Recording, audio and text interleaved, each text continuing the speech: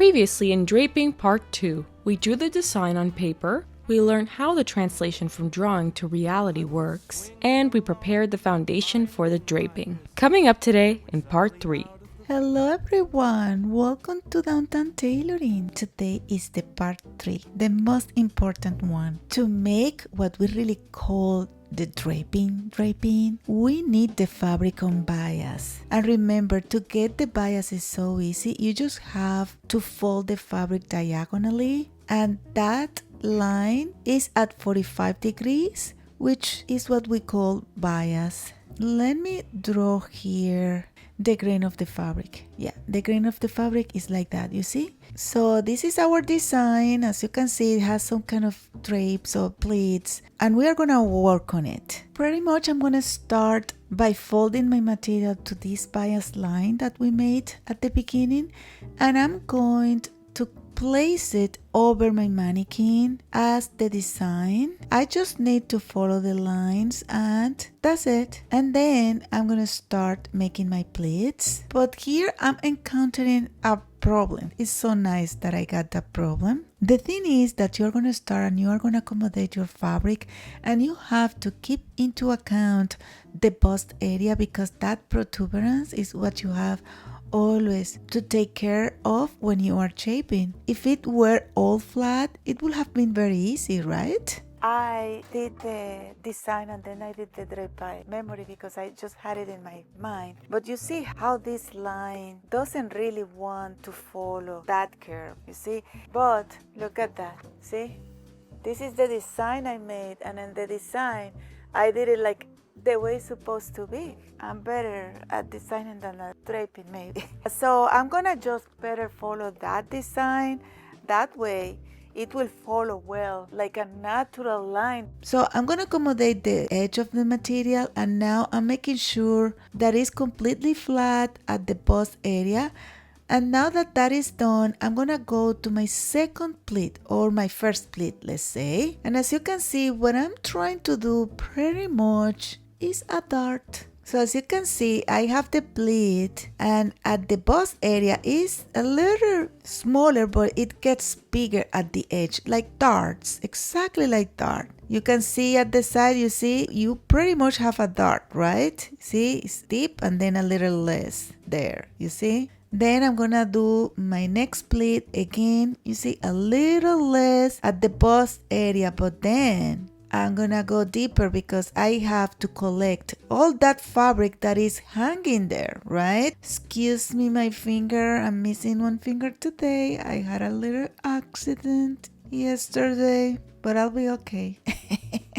So as you can see, that my second pleat is done and is all smooth and nice. Remember that I'm working with the wrong mannequin, but I'm trying my best to pin it. Now I do again. You see, I'm going at the bust line, the princess line, and then from there I'm gonna pull and pull the material at both sides. From time to time I'm checking my design. I'm not gonna work by memory as I did before, because I want to know more or less until where at the waist part, or how at the waist part those pleats are going to fall.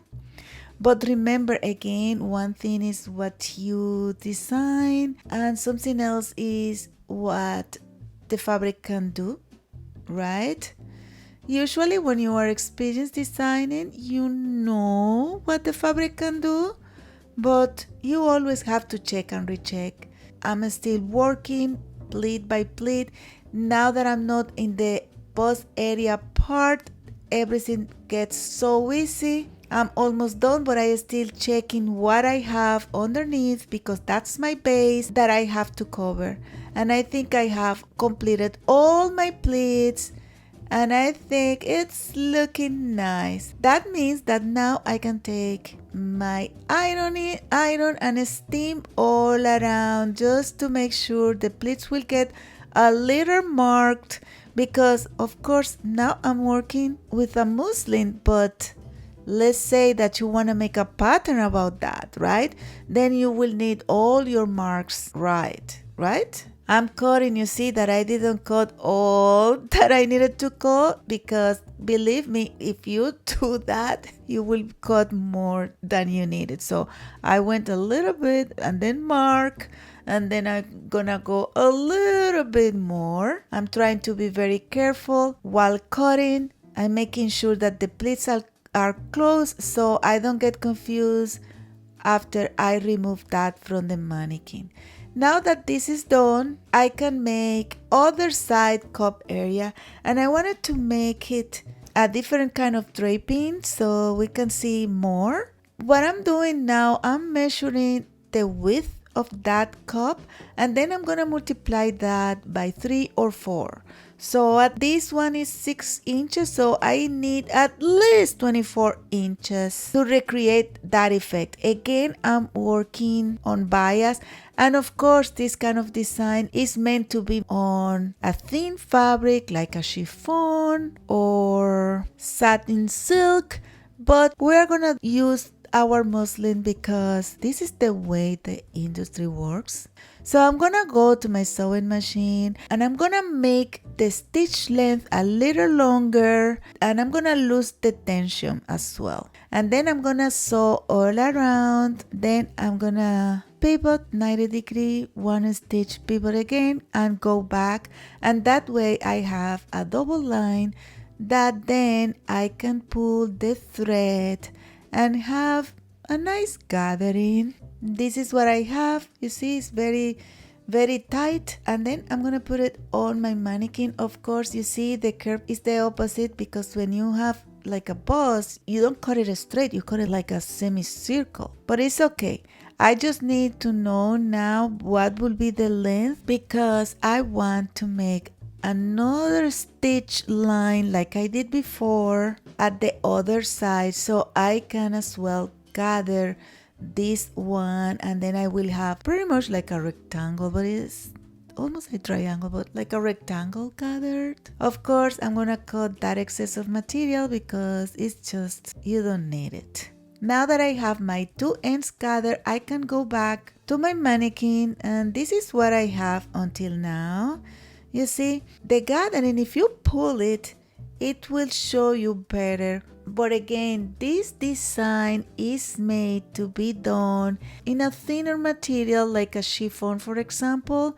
And look at that. You see, this is the effect that I will have if I use chiffon. You see? Anyways, as I told you before, the industry still used its muslin. So this is what I'm gonna do. So as I show you before, I kind of stretch out and pin it at the top part and at the bottom part, just at the middle. And then manually, as you can see my fingers, I am gathering the fabric and pinning, gathering and pinning, gathering and pinning. And then I'm gonna repeat that and keep doing this until my cup is full. And I mean until I reach all the extreme of the cup, because I want to have that effect of the draping.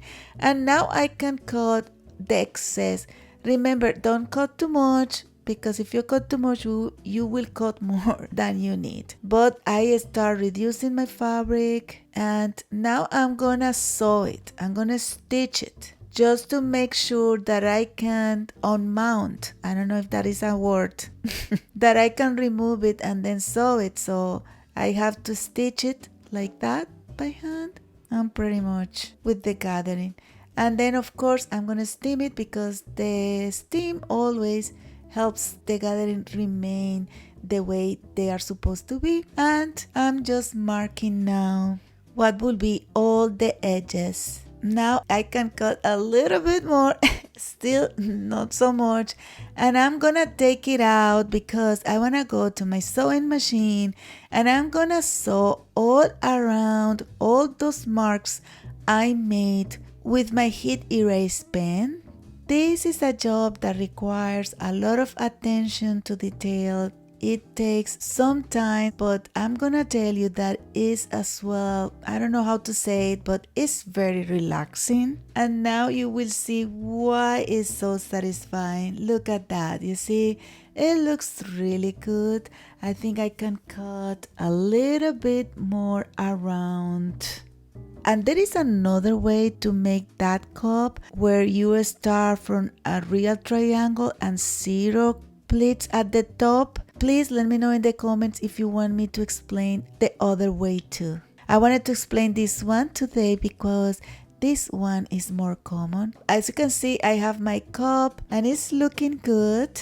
Now I can confirm that it's all good. So now I'm gonna proceed and finish the edges because I want now to join this one to the base. As you can see, this cup by itself, it has some kind of shape, but the base is what will keep it firm. It is what will keep the shape a shape.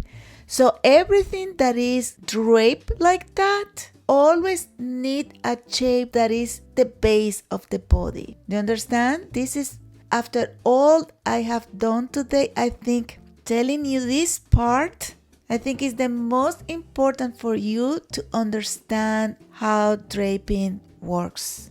I always see dresses that has a draping without any base and they don't keep the shape and people say, oh, can you fix it? Well, it doesn't have shape. I'm sorry. You know? After you have that, then you do what you call fabric manipulation, which is when you gather and then, you see how I'm doing? I'm gathering, making stitch attached to the base and then keep stitching and attaching. And this is how it gets its shape and it keeps its shape all the time. And I don't want to finish this video without showing you the other way to make the cup. I don't want to wait till another video. As you can see, I have a triangle and then I have like a semicircle and then I'm going to gather that base, you see, and then you gather that base and then you pull it, and as you can see is the gathering in one side and 0 gathering at the top.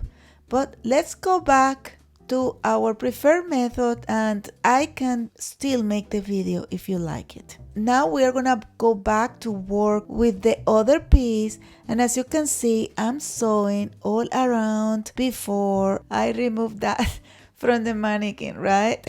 I remember my first draping, it was amazing, and I forgot to make those stitches and oh my goodness. And I think after that I learned how to drape with pattern.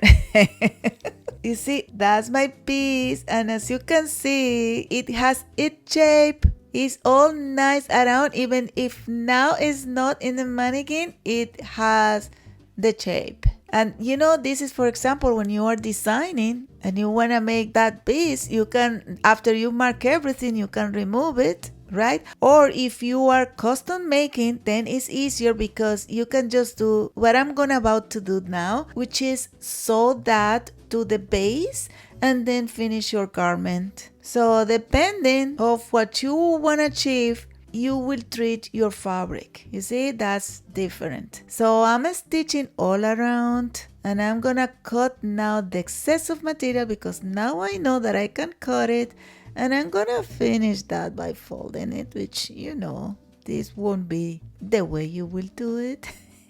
It's just to show you in a cleaner way. And now that everything is done, it's just not like that. You still have to do some little stitches here and there just to make sure that the fabric will remain in the right shape. So it's, you see, when you look at it, it looks like it's all normal and it's holding by itself, but it's not true. We have to stitch here and there and tack, you know, but in a way that is invisible. That's the thing. You just make it. So pretty much it's just a matter to finish my stitches and my job will be done. Please let me know in the comments if you think that now you can tackle a little bit of draping after these 3 videos. When Oscar de la Renta got his first job as a fashion designer, they told him that he needed to know how to drape. And he didn't, of course. So he went to Paris and took a weekend course on draping, and he was able to work. So now I have to ask you, do you think that if you were Oscar de la Renta and you got a job and you needed to drape, do you think that you will feel confident enough after watching those videos? Let me know in the comments. Here you go. Now my work is done. I really like it. I'm trying to improvise some straps. They look good, huh? If you find this video useful or entertaining, please give us a like, give us a hype, and don't forget to subscribe, share, comment. Bye!